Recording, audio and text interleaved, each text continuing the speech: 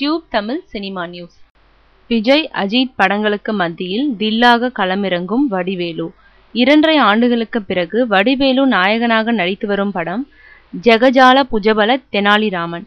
அவர் 2 வேடங்களில் நடித்து வரும் இப்படம் ஆரம்பத்தில் சில பிரச்சனைகளில் தடுமாறினாலும் அதன் பிறகு நடந்த சில சுற்று பேச்சுவார்த்தைகளுக்கு பிறகு சீராக படப்பிடிப்பு நடந்து கொண்டிருக்கிறது. சென்னை ஏவிஎம்மில் பிரம்மாண்ட தர்பார் செட் போட்டு படமாக்கியவர்கள் இப்போது குற்றாலத்தில் முகாமிட்டுள்ளனர். அங்கு அருவியில் குளிப்பது போன்ற சில கிளுகிளுப்பான காட்சிகள் படமாகி வருகிறதாம்.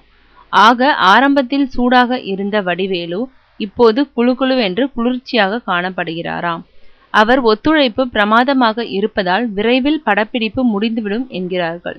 அதனால் வருகிற பொங்கல் தினத்தில் தெனாலிராமனை ரசிகர்களுக்கு விருந்து படைக்கவும் தயாராகி விட்டார்களாம். சமீபத்தில் கூட நாகையில் நடந்த நிகழ்ச்சி ஒன்றில் வடிவேலும் படத்தை பொங்கலுக்கு வெளியிடப் போவதாக அறிவித்தார். இதே நாளில் அஜித்தின் வீரம், விஜயின் ஜில்லா, கார்த்தியின் பிரியாணி ஆகிய படங்கள் வெளியாக இருப்பது தெரிந்தும் தில்லாக களமிறங்குகிறாராம் வைகை புயல்.